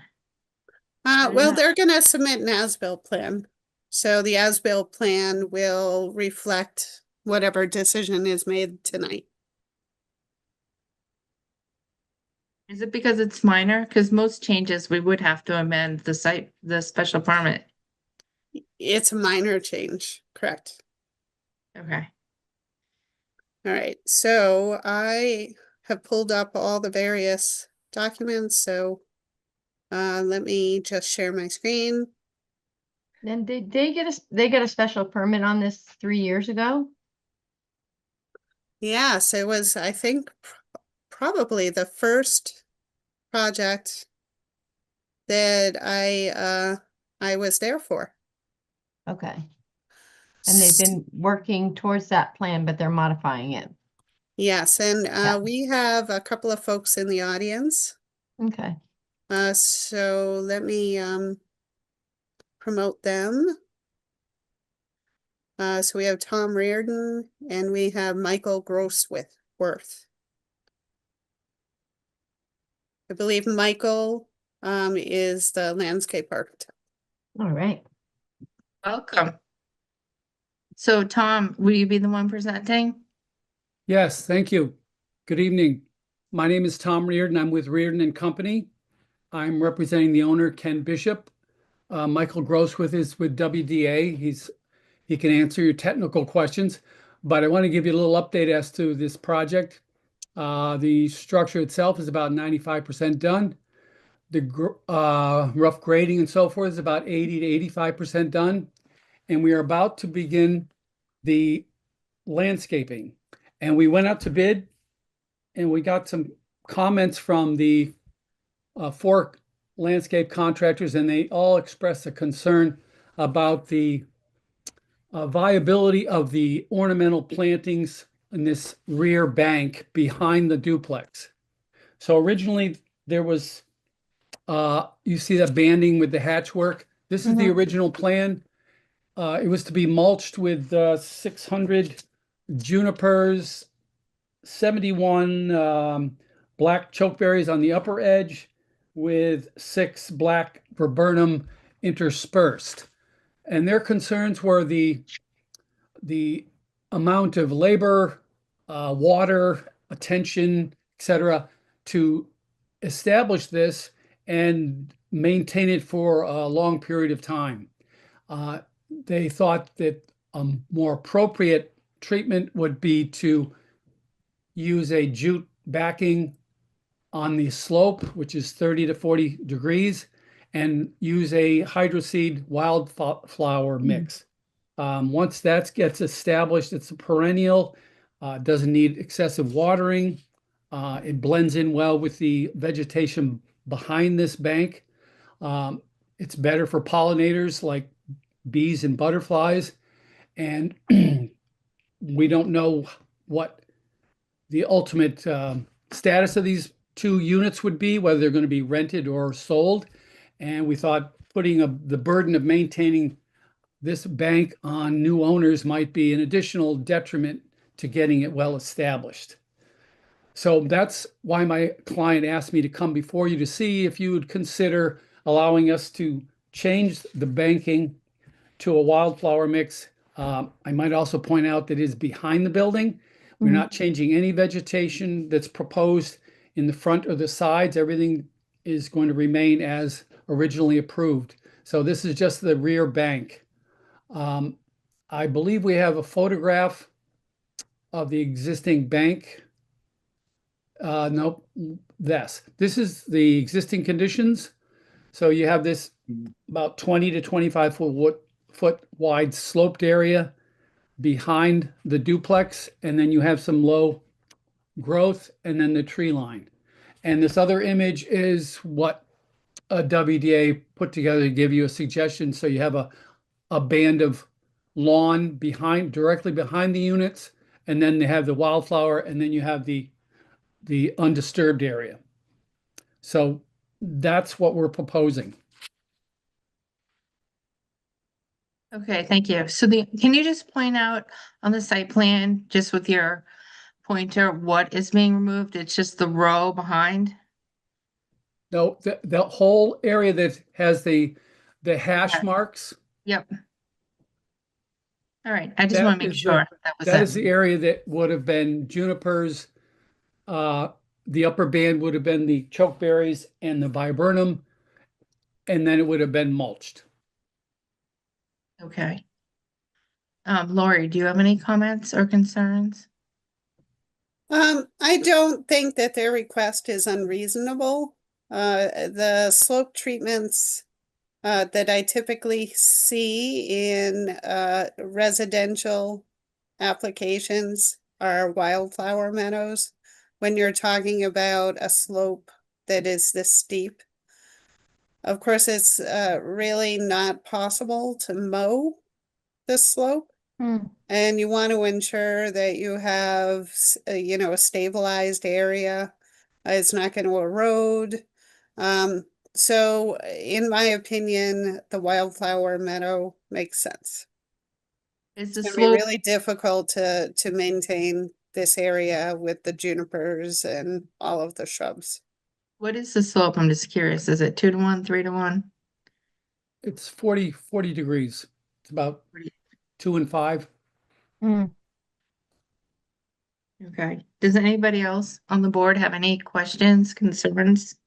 So normally when we have specific types of landscape plans, there's like a performance guarantee or something in perpetuity. Is that something that you would put with the wildflowers? I mean, Whatever the original requirements for the special permit, we would adhere to. okay. I don't believe we required a performance guarantee. It would just be or rather a cash performance guarantee. It would just say that if any of the species die, you have to replace them within the following growing season. So in this case, if the wildflower meadow were to die for whatever reason, then they would have to revegetate it. I mean, I have seen some that don't successfully take root and then you get bare spots and it's just in the back, it's not going to be unsightly, but certainly if it were in the front, it would be, could be a consideration. I can't imagine it would be maintainable for a long time unless you really put some significant effort into it. And Mm. I think if a homeowner was there, ultimately would probably just mulch it anyways. But, you know, I don't have a problem with it. No, I think it could look beautiful. Actually, I like it better. Okay. Does anybody else have any concerns, questions? Sure.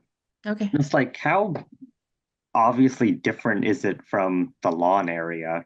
Like, it seems like it would very much blend in with that, and would it be a problem of it being possible to mow parts of it, or does it matter? I think it would be too steep to mow. Okay. Okay. All right. So hearing that the board, you are in favor, the majority, should we take a straw poll vote? You want to take a vote? Lori, can how do take a we do vote. this since it's just a letter? Do we vote? You're muted. What I would recommend is referencing the plan. So I would suggest making a motion to approve the modification to the landscape plan as depicted on the plan entitled, let's see, 87 Hudson Street, Northborough, Mass, prepared by WDA Design Group. I gotta blow this way up so I can read it. Oh my goodness, getting old is terrible. Oh, you don't have a revision date on this plan. Oh, there it is. It's originally dated 12/9/21, last revised May 28, 25. So moved. I'm just kidding. But can we take the, make a motion as Lori just stated, or do I have to respond I can say the whole thing over and again. I guess. Do I hear a motion to approve modification to landscape design of 87 Hudson Street per WDA design, original date 12, what did you say, 12/9/21? Yep. And the current revised date is 5/28/25. Hey, I did pretty good. So moved. Second, Okay, I'll give it to Millie and Bill. Roll call vote, Anthony Zaitin, Aye. Carter Brannon, Aye. Bill Pierce, aye. Millie Milton, Aye. and I'm an aye. Okay, Lori, so do you have to write up the letter and you add it to the file? I will, and I will email it to you for final approval. Okay, sounds Well, thank good. you very much. We appreciate it. All right, good Thank luck. you. Good night, Tom. Thank you. All right. I'm used to Carrie doing this. I was sitting there waiting. Next on the agenda is are there any A&Rs, lot releases, or bonds? None. Okay, on to old business, new business. I had sent out some changes to the minutes from May 20th, 2025. Did everyone have a chance to read them or have any other changes? No changes good. for me. Was that no? Nope. I mean, no Okay. changes. Do I hear a motion to approve the minutes as amended Sure. for May 20th, 2025? So moved. Second. Okay, roll call vote. Anthony Zaitin, Aye. Carter Brannon. No. What do you mean now? You don't approve the minutes? Or yeah, I actually had some questions about the minutes. Oh, Okay, Sorry. Just That's trying to pull okay. them up.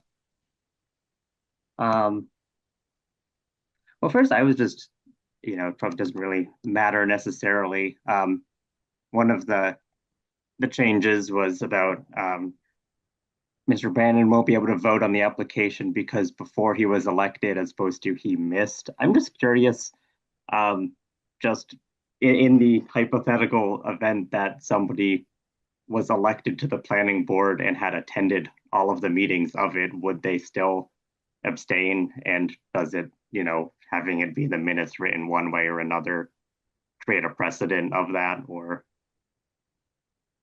I suppose if you had been there and you had reviewed all of the materials, then you would be eligible to vote. okay, yeah, that was just a curiosity of, because it was that the wording was being changed in it, and I was curious if there was a reason for that.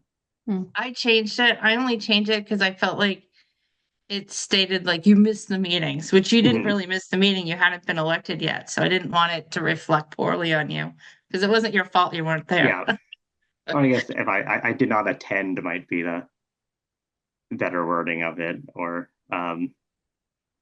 Yep. But- But if you can change it to did not attend if you want to. But so you think, Lori, if he attended but wasn't a planning board member, he could still vote? I believe so. Oh. As long as he reviewed everything and attended the meeting. So if you want to make an amendment, Carter, and change to did not attend, it's up to you. Or do you, or if you just Yeah, want to I would add, yeah, change it to be, won't be able to vote because, on this application because, you know,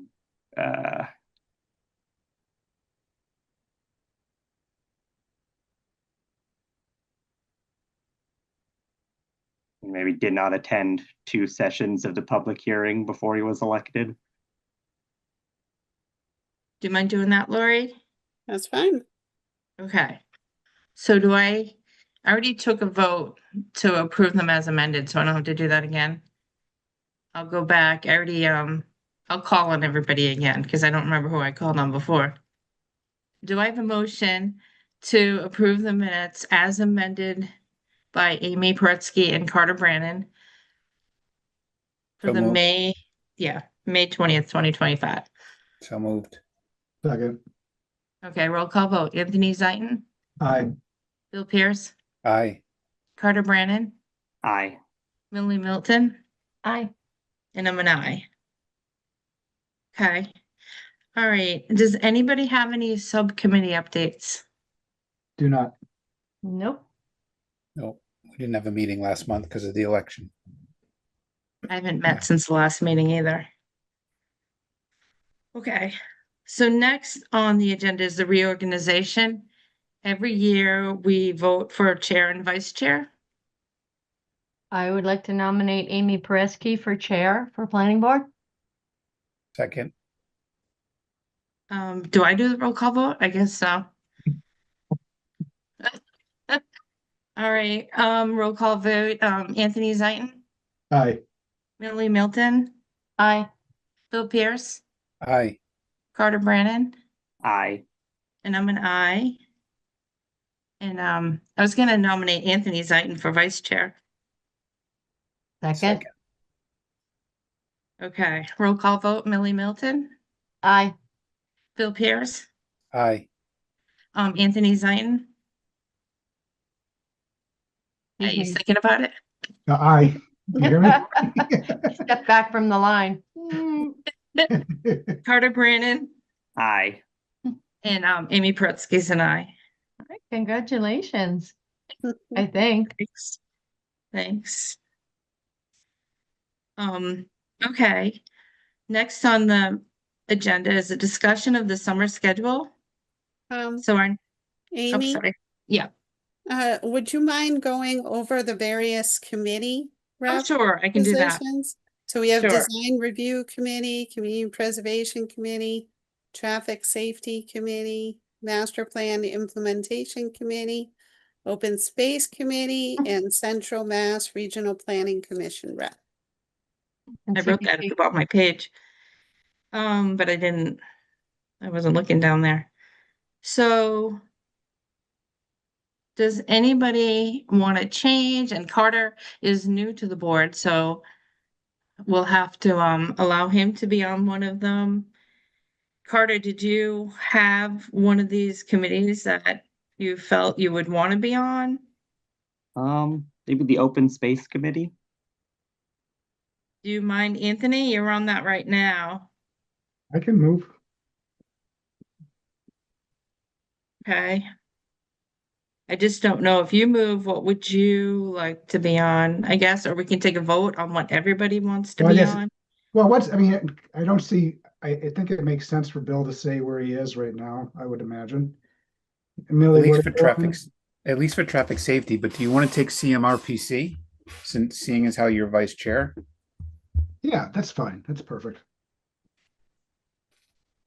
The CMRPC, are those in person or are those remote still? Those are virtual. I think they do one in person per year. Okay. So do you mind, Anthony, taking CMRPC? Oh, you good experience. Okay, so Carter, you're on open space. And Bill, you're gonna stay on traffic and safety. Yep. And Millie, right now you're on CPC. It works for Thursday nights for me. But Okay, I can do anything else on a Thursday night too. okay. So there's CPC. I'm on design review. That's during the day. I don't know if anyone wants design review. It's all you. I should have. And then I have MPIC. We're meeting every other month now. I mean, I don't mind doing it. I can't do it because I'm already on it for another Oh, you're on committee. it too. Yeah. Yeah. Right now, we've been talking about the downtown and Blake Street. Yeah. We might even get down to like once or twice a year. Do you I'd be think, fine Lori? if we went to once every 3 or 4 months. But that's another meeting on them. Okay.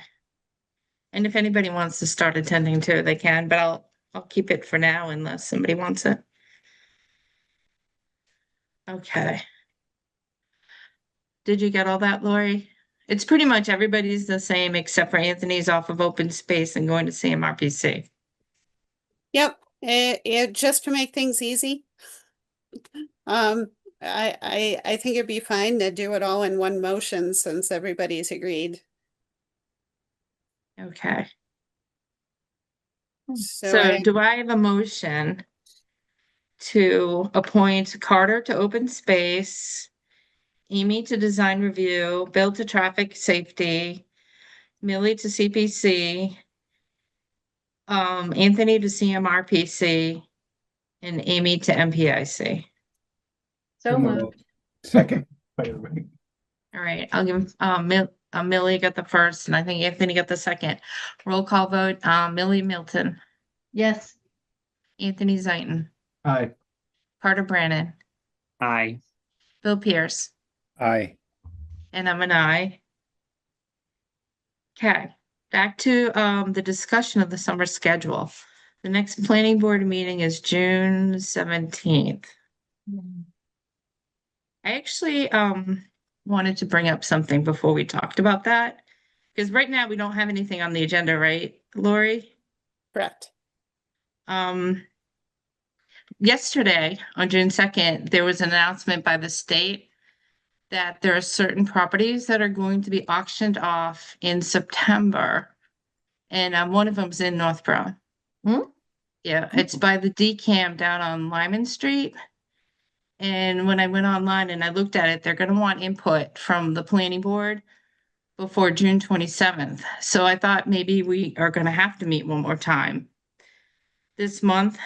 I don't know if they'll take comments into consideration, but it did say that the town is allowed to make comments. And I know it's all new and I can send out all the information. I went to the website later today and read some of the information. So Yeah. they're selling off empty properties for residential use. So they're gonna have an auction to developers to develop them. And it's a 4, I think they said the minimum would be a 4 per acre. But towns, I think, can work with developers on this and it's all new. So I just thought maybe we should have one more meeting in June to talk about it. And actually wondered if we should have a joint meeting and include like the zoning board or the board of selectmen or even the school committee, because we've had a lot of discussions about housing. And, maybe Greg, the superintendent would weigh in or the chair of the school committee.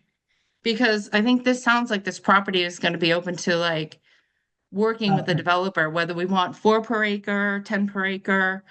But I feel like with housing, we need a little bit of discussion, like maybe a group brainstorming with all the different committees. But that was just what I was thinking. Amy, is all the property in Northborough or is it straddle the boundary lines? Well, Other it's towns? actually, I can pull it up. There's 5.4 acres in Northborough, but it does straddle to Westborough and they have some too, Yeah, I thought so. Okay. about 4 or 5, and they're gonna auction that off too. Yep.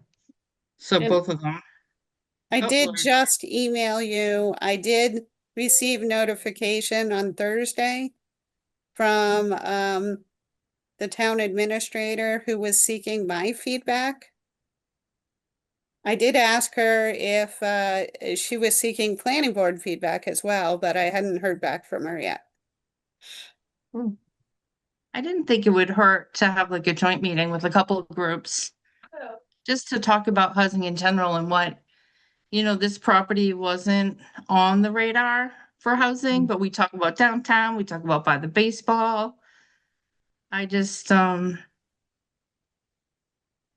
don't know. Just to get a feel of what people are thinking. Because, I don't Amy, know. do you have a map of this? I have a map if you want me to bring up the map. Okay, Amy? I just wanted to show that these two are probably connected, so it might be Yeah. the same developer. The thing I find interesting, if they're connected like that, and you can end up with like an Avalon situation, Yeah. what do you do with the students from that, or even like fire and police? So right next to this property in Westboro is a large 55 and over development. So you can see that it was under construction during the time that this aerial photo was taken. And now it's largely built. I did end up driving up there.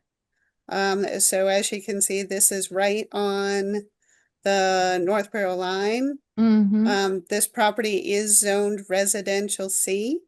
So that is mostly a single family development district. There are only a few other uses. I believe assisted living is one thing that would be allowed. But mostly just single family. And where's Amy- the parcel that is the Yeah, Westboro Westboro. side? So the Westboro parcel that's available is not shown on this map. Okay, so it's not that adjacent part that Not is the touching. 55 and over. It is, the 55 and over is this area that's under construction on this map. So it directly abuts the 55 and over development. Right, but the Westboro side is already Being Built. developed. built, Yeah, okay. so it's not for sale now, is it? It had previously been sold. Okay. So it had been decommissioned a few years ago and developed. So Right, there's but still the- a few units at the far edge over by the Northborough town line that are still under construction. But Right. it's largely built out at this point. Right, but the listing had a parcel in Westboro that they were gonna auction off. That is not it, correct? I do not have a map showing that parcel. And Okay, it says it's near it, but I don't know if it's abutting it. But it does say that Westboro is near the Northborough. right, so I was just curious as to where that might be. Mm. Okay. So, and maybe we don't have to meet with everybody, but Lori, did you know, does it stay residential C or can they do whatever housing they want on it? Well, in my comment letter, I did mention to her that the town has adopted the inclusionary zoning bylaw. Mhm. So if the sale of this property results in a development of 10 or more acres, then 15% of those units will have to be affordable. And then, of course, the other option is to do a Chapter 40B development, in which case, if it's ownership, 20% of the units will have to be affordable. If it's rental, 25% of the units will have to be affordable. If it is rental and you have 25%, then all of the units in the development would count as affordable. And I thought it said something, it has to be multifamily, or is it just for possible? Only if it's a 40B. Multifamily is not allowed in the residential C district. Right, but for some reason, I thought it said actually on their auction. If you want to maybe go I back can. to that piece. I thought it specified multifamily. I Want me could, to bring it up? Yes, please. Okay. I do have another page that talked about the rules. It's a PDF. okay, Northborough occupied under What? No, you just had I to go think it back up. says Fine. it's on the road with a large multifamily. Oh, development. with, is So that's the on one a that main I was road with a talking about. large multi, okay, Yeah, okay, the 55 and over development in Westboro. okay, sorry. But I do think there are rules and regulations. There was a PDF sheet and I just started reading it, so I don't know. But I don't know, I know they can override zoning. Like, so they said if your decant parcel was on industrial, then you have to allow housing. Yeah. That the zoning didn't matter. So I'm wondering if the state is also gonna say, if you're an RC, you don't have to do single family, you can do an apartment building. I don't know. I haven't read it closely because I was prepping for tonight's meeting. But I could send it out, the rules. Yeah, I that'd be have interesting. Would it, have, would it a possibility if we're meeting with people be that we end up trying to rezone the area, depending on what the ideas of what's going to happen with the property is? well, I don't think we have to rezone because I think the state is gonna say what we have to do, whether or not Mhm. rezone it. Plus That's the also way- you can't rezone it without going to town meeting Right, unless Right. they ask for a use variance. So that would be through the comprehensive permit process. So that would be the zoning board of appeals that could grant that relief through chapter 40B. Mhm. for housing purposes, dispositions. I Can you mean, I'm just send- thinking of Sorry, I think the assumption was kind of the state was owning that land and it was just probably not much was going to happen with it. It's kind of surrounded by protected or not open space, and if that use is going to be changing, would it make sense to look at that whole area and decide if something different should happen there?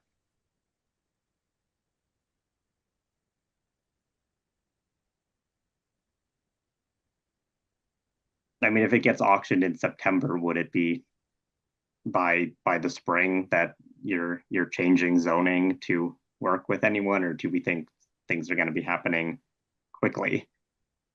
It depends. If they're interested in doing a comprehensive permit, a chapter 40B, then it doesn't matter what the area is zoned for. They essentially, under a comprehensive permit, they throw the zoning in the trash. And they ask for relief from the current zoning scheme to do what they want to do. And Yep. then the zoning board of appeals can choose to approve that or deny it. Or condition it. condition. So what type of comments are they looking for? Do you know? Well, I just got a general email from the town administrator asking me if I had any comments. What did I think about the development of this parcel for housing purposes? So Mhm. like I said, I went up to the site. I drove around the 55 and over development next door. I looked at the roadway and then I supplied her with an email with my comments. I asked her if she needed something formal or whether she was just looking for something informal, and she hasn't gotten back to me as of yet. So that was on Friday. And what did you tell her? Like, I know you said you had to go safe it. Look, did you tell her or do you want to forward us your email so we can see the comments? Sure. In a nutshell, I told her that it did look to me like a developable parcel. I told her it was zoned residential C. I gave her a sampling of the uses that are allowed in that district. I did tell her that about our inclusionary zoning bylaw and what that would mean as far as affordable units.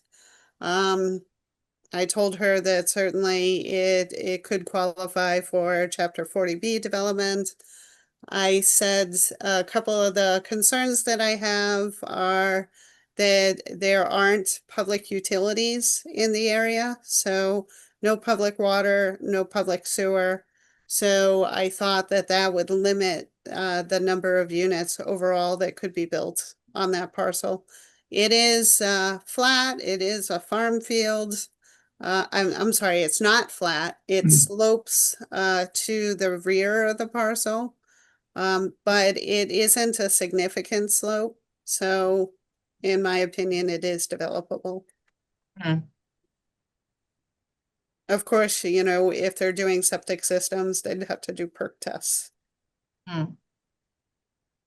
Is Yeah, Avalon on a septic? You've got to be, right? No, they ran sewer down Davis Street to, they have their own sewer Oh, pump okay. station down there. Yeah, Gotcha. this is a relatively small area, so Avalon, gosh, that's a giant parcel of land. I want to say it's like 140 acres. Yeah, And this is only 5 acres, so there isn't going to be a huge amount of development that can be accommodated on this parcel. Yeah, I was gonna say between, 5 acres of land and having to do septic, you're not gonna get a lot of housing here. Right. Right. would it ever be possible that, I'm assuming the 55, the Westboro 55 is on public water for Westboro? Do towns ever share lines? That would have to be negotiated. That's definitely above my pay grade. Ah! So that would have to be, you know, a discussion between the selectmen and Yeah. the DPW and of both communities to determine whether that's what they're willing to do. I'm sure the sewer commissions would get involved. Yeah, I'm just curious. It would be more complicated, but never say never. Yeah, I was just curious if that was something that was ever done. If you look at the map, it's interesting. Right behind that parcel is 134 acres owned by the state. That's land. Well, it's not landlocked actually. Wonder why they picked that one out. Maybe they're starting small and then they're gonna expand. Yeah. Can you share that at all, Anthony? I was just curious as to where. You want me to Is that stop in sharing? the Northborough side? It's right behind it. Like if you bring up the GIS. Hold on a second.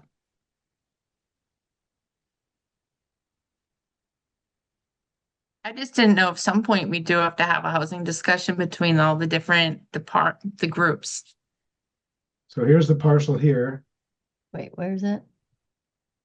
This is the 5 Ah. acres. Okay. And then if you go past it or behind that, this whole thing Oh. state owned. What It looks about on like the other side behind Section it of it is too? wetland still. Quite a bit. Behind it there, I think that's state owned too. Is that over here? No, go the other way to the right. There. Yeah, that's what I Yep. was wondering if that was the Westboro portion. That's DCAM. Yeah. And that's like 162 acres. Yeah.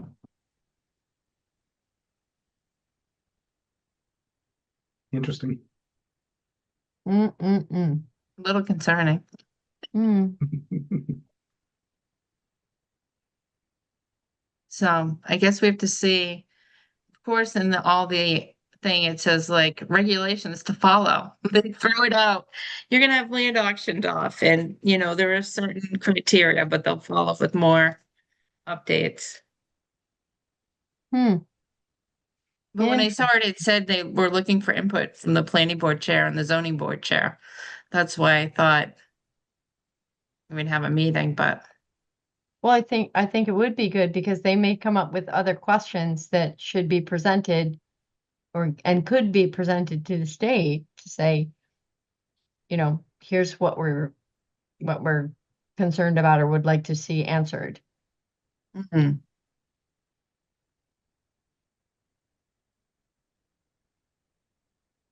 Hmm. So So my input would be we should probably meet or have a placeholder to meet just to see if we develop any questions or thoughts between now and then. Right, because it's all so new. Yeah, Do we invite anyone else? Do we invite the ZBA or do we not? Do we just talk as a planning board and, I think input from especially any of the services, whether it's fire, police, I think the schools are the primary ones I'd want to hear from. But definitely, and I'd have no issue with the other boards attending for feedback and Hmm. input. I mean, I think if you put it out there and they want to send a rep, or that they can attend in whole, that. yeah. If a lot more people would be at the meeting, would an in-person meeting make more sense? I don't know if it's any more productive. I actually think, I understand your point, Carter. I think more people might likely attend if it weren't in person. But I do think that the more Yeah. people we can get, the better. Yeah. So I bet I understand your point. I just, because I don't talk to the school people, but I know they're looking into Peasley. So I didn't know how big of a parcel could actually fit here, how big of a building, like say it went up 45 feet, which is probably the height in RC. Is it 40 or 45? 35. 35. So if they did a building, like what would be the max amount of units you could get? Or can we say we only want 4 units per acre, which would be 20 units? I don't know. But like you said, it's all gonna rely on the sewer septic. Mm-hmm. And also, it's the ZBA that would make that determination under a comprehensive permit. Mm-hmm. Other than that, it would be the traditional zoning. So they do have frontage, so they could A&R it. Minimum lot size is 20,000 square feet. Duplexes are allowed in the RC district, so that would be 30,000 square feet. I just didn't know about those rules and regulations if it allowed the developer. I think they don't have to do single family or duplexes. I think it's gonna open it up so the developers can do more. That's one of the questions I would have is like, do they have to follow the rules or not with this? Hmm. Well, they're still gonna have to follow septic no matter what. Fair Right. enough. Yeah, So, you know, that's a health issue. yeah. So I was that's just still gonna wondering. really limit them. Yeah. Interesting. Just wondering if we want to meet June 17th, or we think the comments are fine and then we'll meet later and talk about it. I don't know. I Well, mean, when it's is it? the comments are only open until June 27th, so. Oh, so I think we have to meet. Yeah. Yeah. I would plan on that then. And maybe, Lori, we can try to get more information on what is gonna be allowed Is by the rules. public input, would that be? Probably not yet, because they're gonna Beneficial or- auction it Oh. off in Uh-huh. September. So I would probably just get the boards together first, but I don't know.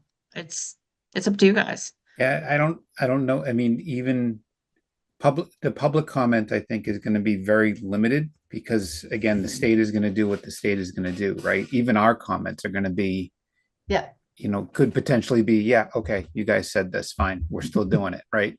I mean, I noticed that section 122 of the surplus land, which is really scary as well, Mm-hmm. right? That if the state auctions off surplus land, then it bypasses all local zoning. Hmm. Right. But again, I think if I was a developer looking at that land, the first thing I would be looking at is the fact that you don't have public sewer, right? So you've got to factor in the leaching field and the tanks and everything else as a part of that, and how much of that land can you really build on? I Or think if they can tie into Westboro, that would be right. the thing. I think that's what the developer will do, try to get Westboro and Northborough tied all together. Mm-hmm. Yeah, but that's still a lot of work and a lot of cost. Yeah.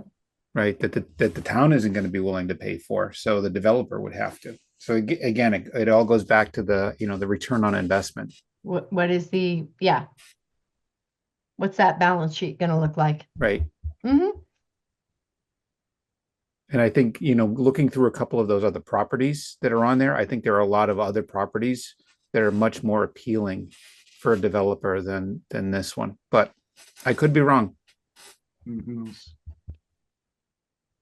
Like, I don't know, is there any negotiation with the state over this that, I mean, again, it's the state can decide yes or no, but if we're being given an option to tell the state something, I figure like you might as well take advantage of that as much as possible. I would think it's a lot like, how much control do we have over the owner of a house and selling their house, right? We don't have much at all, right? The state owns the property, so Right. it's up to them on what they want to do with their property, just like any other homeowner or landowner. Well, and beyond that, they likely don't have to follow the zoning rules is what it Which sounds the like. homeowner or landowner would have to do. Right, exactly. So, I don't know. I was just thinking we learn more about it and have one more meeting. Yeah, I think you're right, Amy. I think we do have to get some more information and still keep that meeting on the 17th. I agree. Well, guys, I have to get a Boy Scout. Are we pretty much wrapped up? Oh, yeah. Well, let me see, what Go- else go is on get the it. Go agenda? get it. Do you want to go through the rest of the summer, or you want to wait till the 17th? Yeah, to can we that? do it? Can we do it fast? What Yep. time do you have to leave, Anthony? I have 3 minutes. Great, okay. The only day I can't make is July 1st. Okay, I'm on vacation August 5th. okay. Anybody else? I'm out probably the 15th. Yep, I'm out the 15th of July.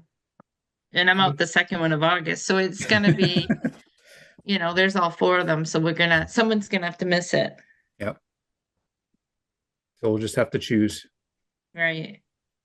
I mean, I don't mind if we don't do August 5th, because Lori's out and maybe I can do remotely, or if not, you guys can survive without me. I'll be away August 5th, but Okay, theoretically could be there I think remotely. if we're doing the one on June 17th, then we just keep them the middle of the month.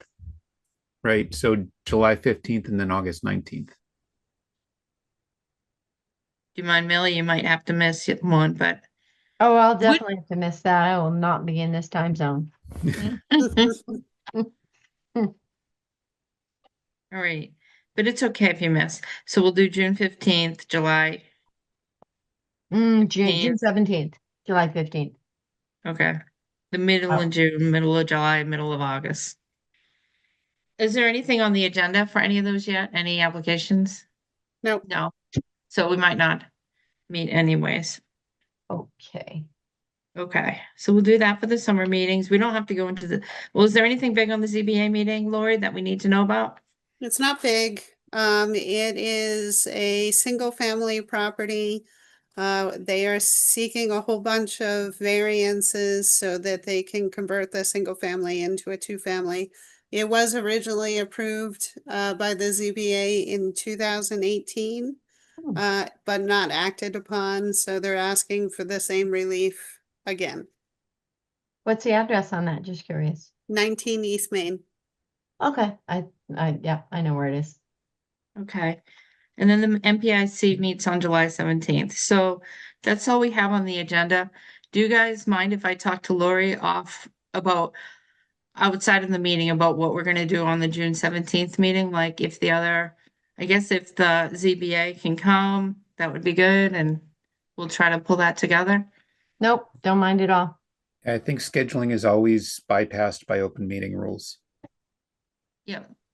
Okay, I just didn't know if you guys were okay with inviting the ZBA and maybe the Board of Selectmen, and just to give them a heads up of what's happening, even though it's a small parcel.